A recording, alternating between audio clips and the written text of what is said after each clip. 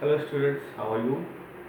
आज हम लोग क्लास 11 का फर्स्ट चैप्टर का कुछ जो बचे हुए इम्पोर्टेंट टॉपिक थे वो डिस्कस करेंगे और चैप्टर को फिनिश ऑफ करेंगे। ठीक है, तो पहले आज का एजेंडा जो है वो है फर्स्ट हम लोग लेंगे लिमिटिंग रिएजेंट और उसके बाद सोल्यूशन के कंसंट्रेशन कैसे निकाले जाते हैं, मोल फ्रैक्शंस कैसे निकाले जाते हैं, मोलैरिटी ये सब जो है हम लोग डिस्कस करेंगे। ठीक है, तो सबसे पहले हम लोग लेते हैं limiting reagent.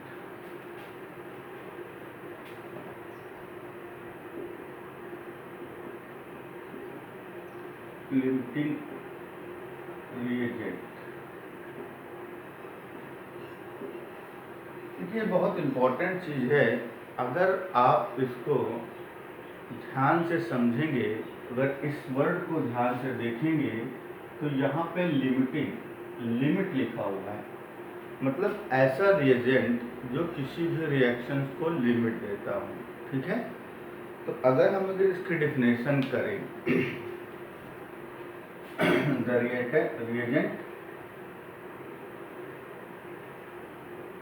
reagent which limit the formation of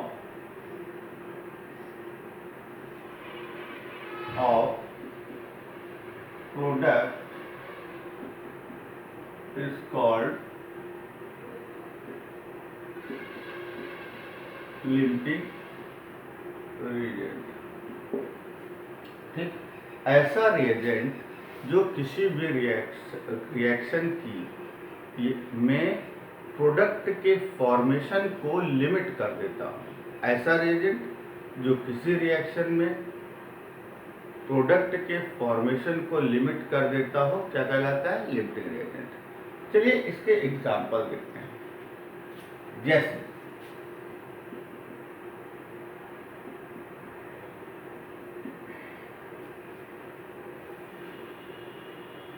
N2 plus 3H2 it gives 2NH। ये कोई रिएक्शन है जब नाइट्रोजन और हाइड्रोजन आपस में कंबाइंड होकर अमोनिया बनाते हैं। सपोज दैट कि यहाँ पे हम 10 ml नाइट्रोजन ले लेते हैं और 50 ml हाइड्रोजन ले लेते हैं। ठीक है, 10 ml नाइट्रोजन और 50 ml हाइड्रोजन ले लेते हैं। ध्यान दीजिएगा, तो इस अमोनिया का फॉर्मेशन कितना होगा? ठीक है, तो यहाँ पे देखिए ये रिएक्शन क्या कह रही है? ये रिएक्शन कह रही है 28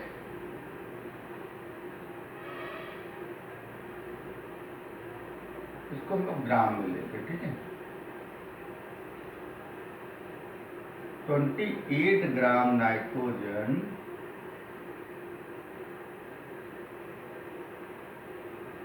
से हाइड्रोजन कितना रिएक्ट होती है?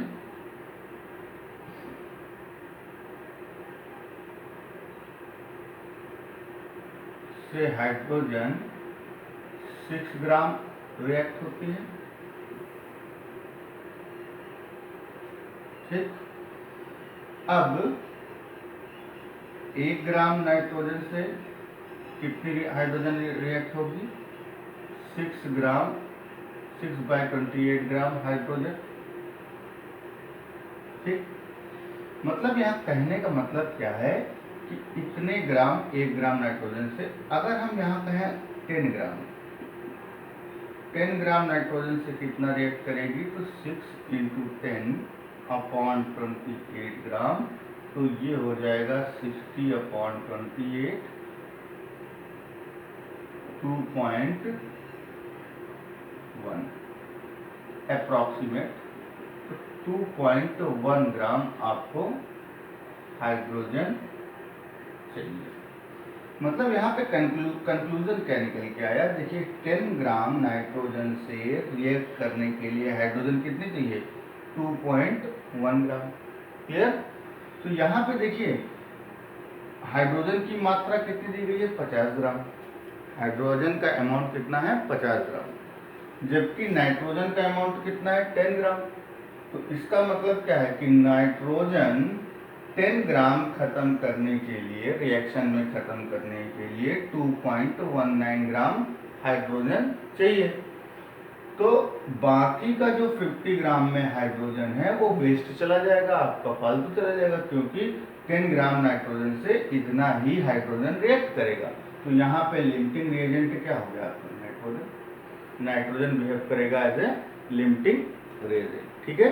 तो यहाँ पर नाइट्रोजन क्या कर रहा है, नाइट्रोजन इस अमोनिया के फॉर्मेशन को लिमिट कर रहा है। ये नाइट्रोजन इस अमोनिया के फॉर्मेशन को लिमिट कर रहा है, इसलिए नाइट्रोजन क्या होगा, लिमिटिंग एजेंट। क्यों, क्योंकि 10 ग्राम नाइट्रोजन से रिएक्ट करने के लिए हाइड्रोजन की मात्रा सिर्फ 2.19 ग्राम ही होगी, ना कि 50 ग्राम होगी। बाकी का जो बचा हुआ हाइड्रोजन होगा वो आपका वेस्ट हो जाएगा, क्योंकि नाइट्रोजन खत्म हो चुका होगा 2.1 ग्राम हाइड्रोजन से रिएक्ट करने के बाद, ठीक है। तो इसीलिए यहाँ पे इसकी डेफिनेशन क्या दी गई है, the reagent which limit the formation of product is called limiting reagent. Clear. तो ये रहा लिमिटिंग रिएजेंट, इसको नोट कर लीजिए और इसका एग्जांपल यहाँ पे लिख लीजिए। Hence N2 is the limiting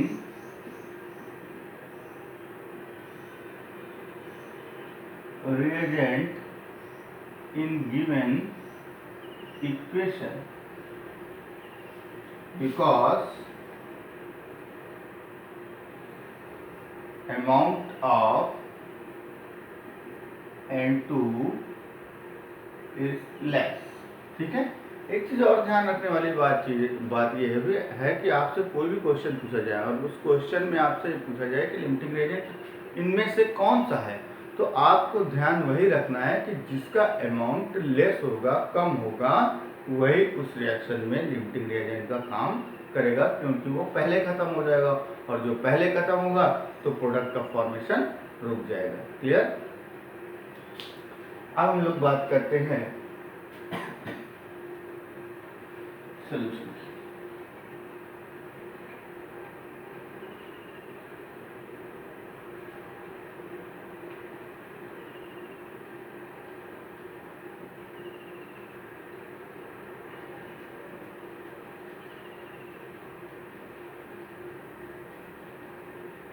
next topic है अपना सॉल्यूशन।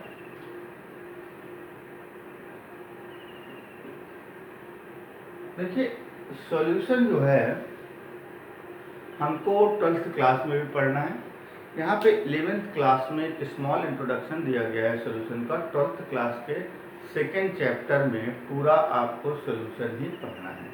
तो यहाँ पे बेसिक चीज़ें हम सॉल्यूशन के बारे में जानेंगे कि सॉल्यूशन का कंसंट्रेशन कैसे निकाला जाता है, उसके डिफरेंट तरीके क्या हैं, मोल फ्रैक्शन कैसे निकाला जाता है, मोल फ्रैक्शन क्या होता है, मोलरिटी क्या होती है, मोलरिटी क्या होती है, ये सारी चीज़ें हम इस चैप्टर में पढ़ेंगे, ठीक है।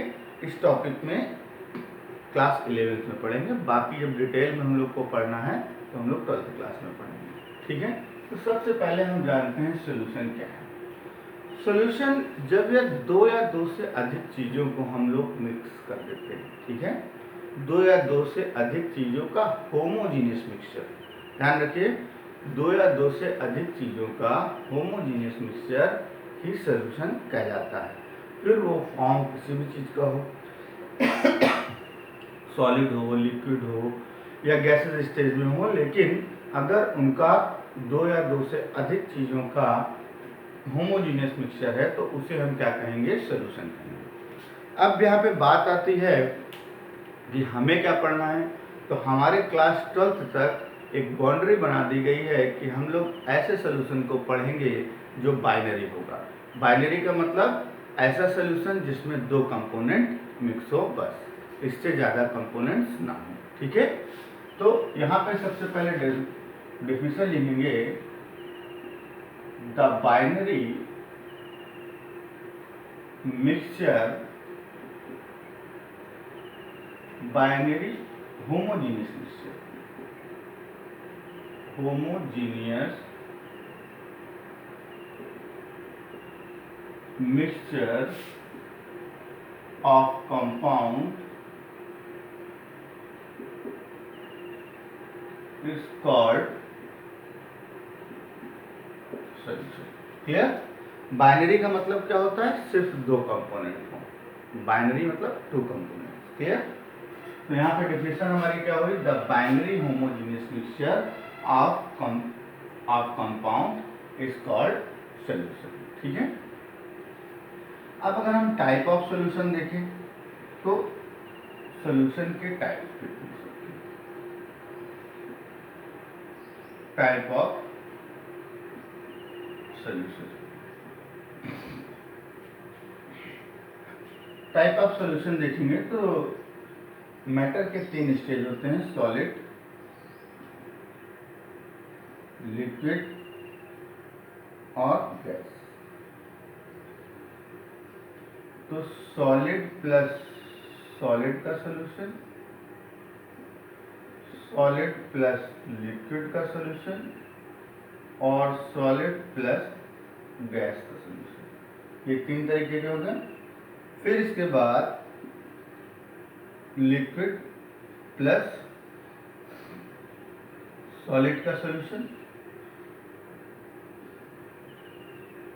लिक्विड प्लस लिक्विड का सॉल्यूशन, लिक्विड प्लस गैस का सॉल्यूशन। फिर यहाँ पे गैस प्लस सॉलिड का सॉल्यूशन, गैस प्लस लिक्विड का सॉल्यूशन और गैस प्लस गैस का सॉल्यूशन। तो टोटल अगर हम काउंट करें तो 3, 3, 6 और 3, 9 तरीके के सॉल्यूशंस हो सकते हैं। यहाँ पे जब सॉलिड आपका ये जो लिखा हुआ है ये स्टेजेस, ये आपकी स्मॉल अमाउंट है और ये ज़्यादा। जब सॉलिड आपके स्मॉल अमाउंट में है तो स्मॉल अमाउंट में है और सॉलिड ज़्यादा अमाउंट में, दोनों का मिक्सचर है, वो भी होमोजीनियस है, तो ऐसे मिक्सचर को हम क्या बोलेंगे? Solid solid mixture. इसका एग्जाम्पल होता है एलॉय। सॉलिड और लिक्विड का मिक्सचर, जैसे हम लोग शरबत बनाते हैं, सॉलिड मतलब शुगर को हमने वाटर में मिक्स कर दिया तो सॉलिड और लिक्विड का मिक्सचर बन गया। तो क्या लिखेंगे? Sugar, syrup.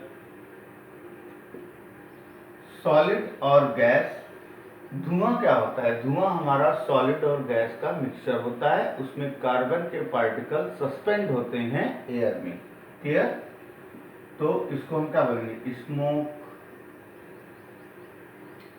लिक्विड और सॉलिड, अब लिक्विड का अमाउंट कम है, सॉलिड का अमाउंट ज़्यादा है, तो हम लोग घर में फेस क्रीम इस्तेमाल करते हैं, वो सारे क्या हैं? सॉलिड, लिक्विड और सॉलिड का मिक्सचर है। Face cream, butter etcetera. Liquid और लिक्विड का सॉल्यूशन एल्कोहल एंड वाटर या मिल्क।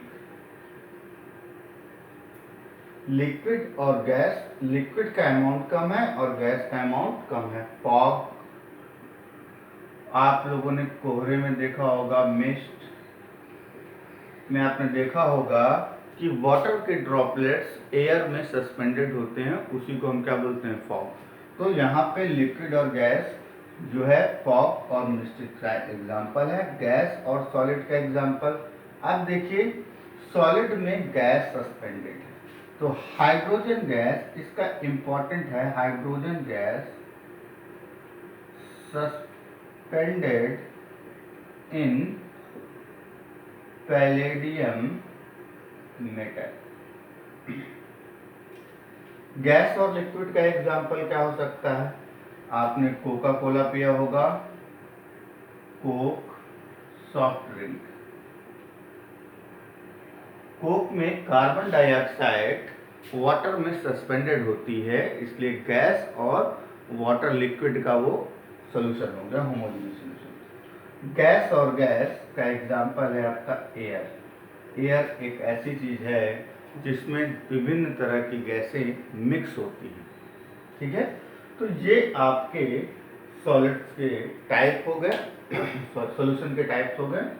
अब हम लोग देखेंगे सॉल्यूशन के पैरामीटर्स क्या होते हैं।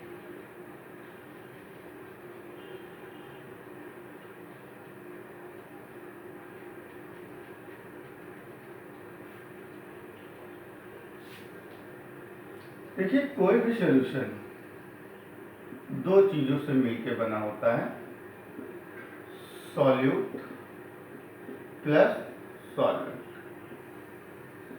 ठीक। सॉल्यूशन दो चीज से मिला होता है, सॉल्यूट और सॉल्वेंट। सॉल्यूट क्या होता है? Less amount in solution. Solution में जिसकी मात्रा कम होती है उसे हम क्या बोलते हैं? सॉल्यूट। सॉल्वेंट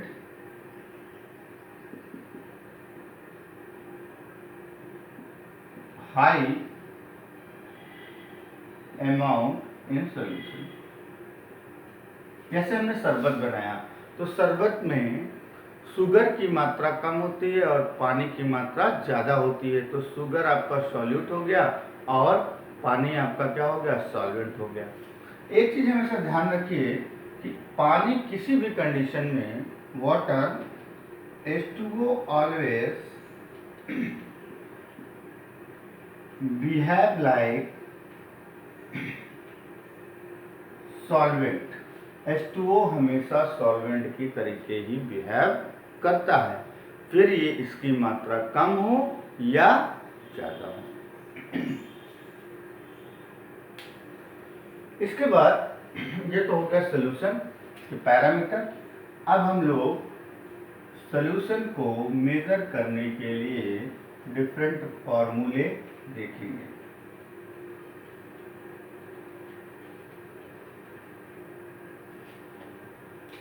कंसंट्रेशन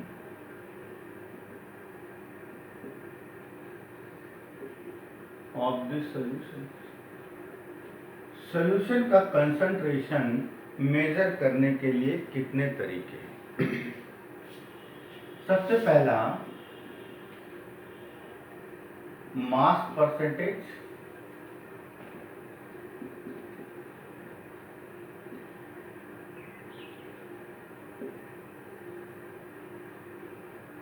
तो mass percentage equal to mass of solute upon mass of solution into 100। ये एक फार्मूला हो गया। दूसरा वॉल्यूम परसेंटेज,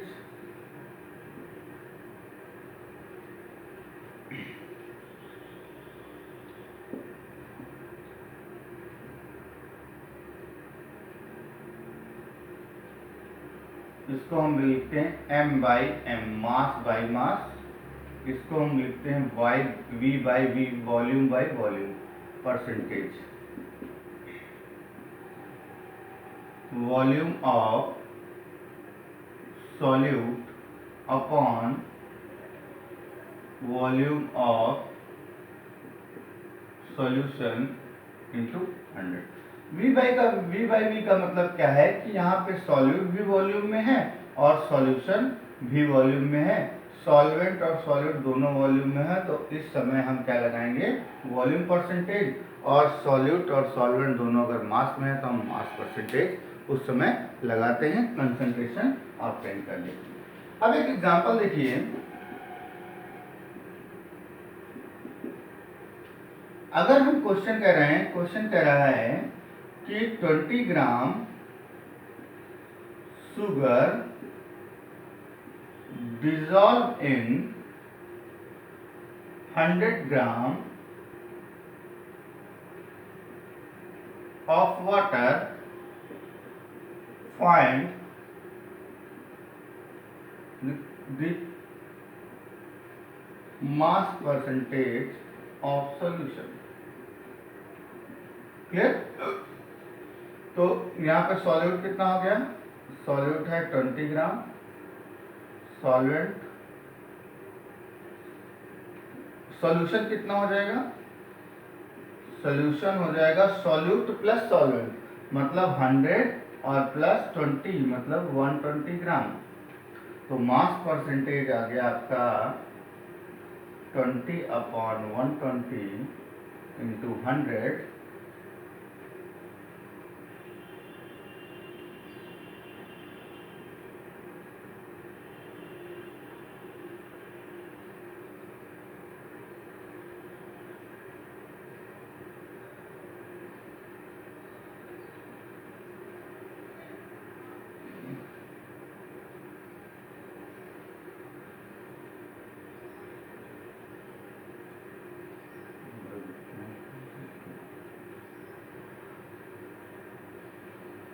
15.55%।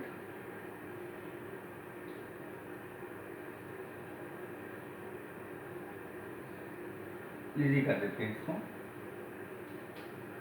20/120 इंटू 100, 6 से डिवाइड करेंगे, 6 1 6, 36.66, तो यह आ जाएगा 16.66%। तो यहाँ पे मास परसेंटेज कितना आया? 16 अगर हम इस सोल्यूशन का, इस जो सोल्यूशन बना है, इस सोल्यूशन का मास परसेंटेज निकालेंगे 16.66% होगा। ठीक है, आगे चलते हैं।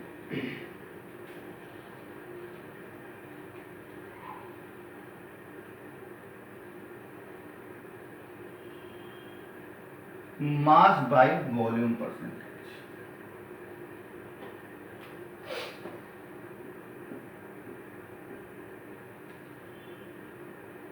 मास बाय वॉल्यूम परसेंटेज। ठीक, अब इसमें थोड़ा ध्यान रखिएगा, इसमें सॉल्यूट आपको, जैसे शुगर है आपको मास में दे दिया गया, ठीक है 20 ग्राम, और आपको शुगर मास में दे दिया गया, और जो है वाटर आपको वॉल्यूम में दे दिया गया, ml में दे दिया गया। तो ऐसी सिचुएशन में हम क्या लगाएंगे? Mass by volume percentage. m/v percentage equal to mass of solute upon volume of solvent into 100। अगर देखिए इसका एग्जाम्पल कहता है 20 gram sugar dissolve in 100 ml। देखिए ये ग्राम में दिया गया, ये ml में, मतलब ये मास में दिया गया, ये वॉल्यूम में दिया गया। Dissolve in 100 ml of water,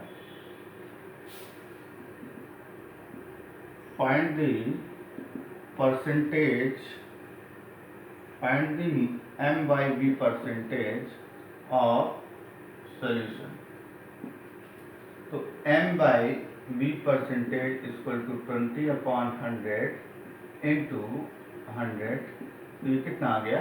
20%। आपका सोल्यूशन कितने परसेंट कंसंट्रेटेड है? 20% कंसंट्रेटेड है। क्लियर? आगे है नेक्स्ट टॉपिक, इसको नोट कर लीजिए।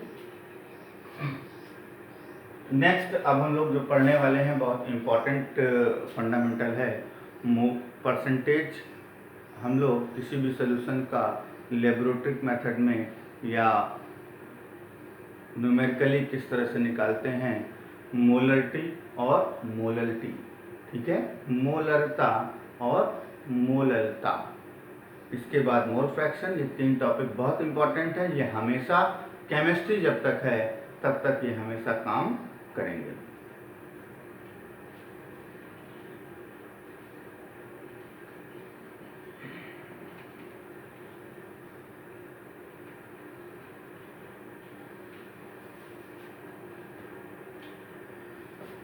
चौथा है मोलरता, sorry molarity.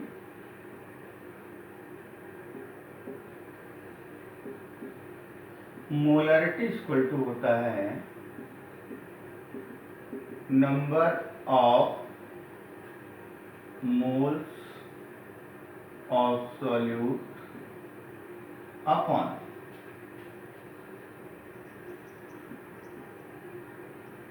Volume of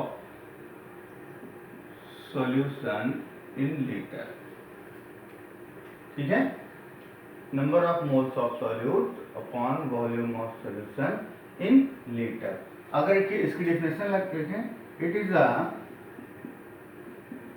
is a number of moles of solute dissolved in 1 liter of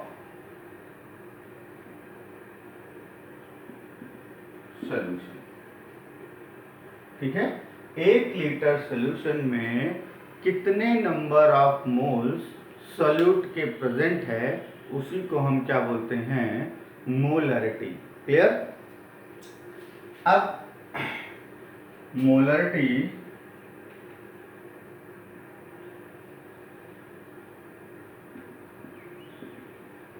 N upon V होता है number of moles of solute और volume of solution in litre. तो इसका यूनिट क्या होती है, मोल लीटर इनवर्स। क्लियर। इसके बाद नेक्स्ट है molarity.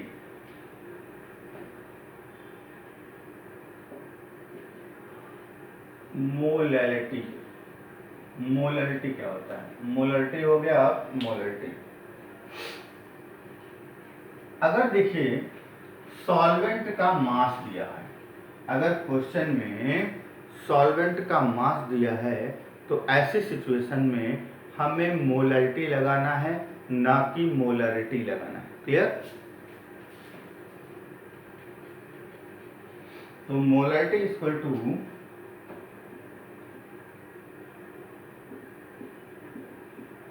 number of moles of solute upon mass of solvent in kg। Solvent का मास किसमें होना चाहिए, केजी में होना चाहिए। इसकी यूनिट क्या हो जाएगी, मोल। यूनिट इसकी हो जाएगी मोल केजी इनवर्स। क्लियर। अगर डेफिनेशन लिखिए इसकी, तो it is the number of moles of solute dissolved in 1 kg of solvent। Clear. तो ये इसकी डेफिनेशन हो गई। अब इसके बाद लास्ट टॉपिक जो बचा है, वो यहाँ पे एक चीज और लिखिए, मोल्स निकालने के लिए number of moles equal to given mass upon molar mass. ठीक है, किसी भी सब्सटेंस का नंबर ऑफ मोल्स निकालना है तो गिवन मास अपॉन मोलर मास ये लगाना है। इसके बारे में मोल कॉन्सेप्ट में हम लोग ऑलरेडी पढ़ चुके हैं, तो इसको हमेशा ध्यान रखना है। मैंने उस समय भी कहा था कि ये बार बार घूम के आपके सामने आएगा कि number of moles equal to given mass upon molar mass. तो यहाँ पे मोलरिटी और मोलरिटी में ये दोनों चीज़ें जो है इस्तेमाल की जा रही हैं, तो इसको हमको ध्यान रखना है। लास्ट टॉपिक बचा है मोल फ्रैक्शन।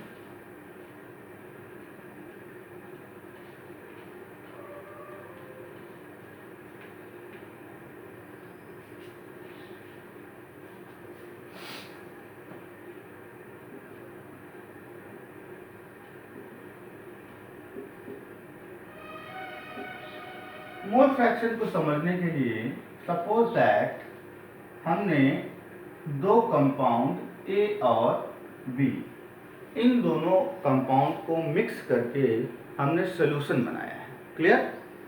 अब यहाँ पे मोल्स ए के भी कुछ मोल्स होंगे, बी के भी कुछ मोल्स होंगे, और इन दोनों के मोल्स जो आपस में फ्रैक्शन कर रहे हैं उसी को हम क्या बोलते हैं, mole fraction.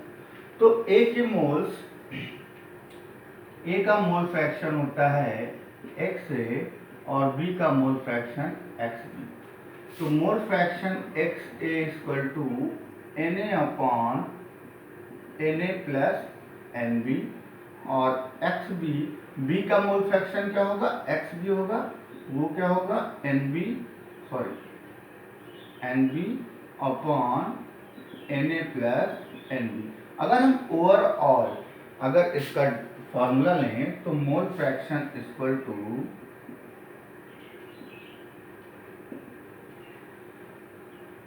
Number of moles of component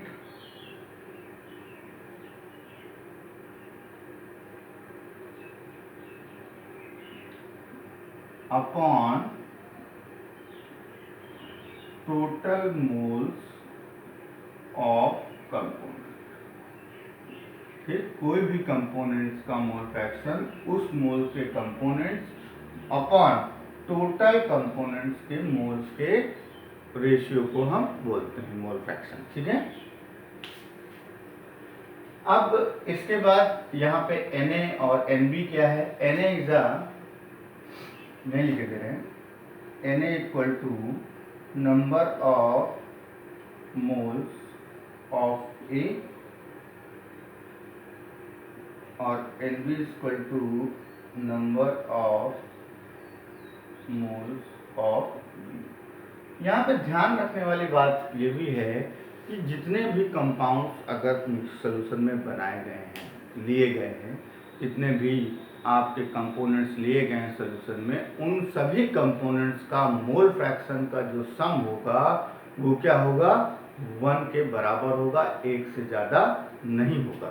तो इसका मतलब क्या है कि XA plus XB equal to 1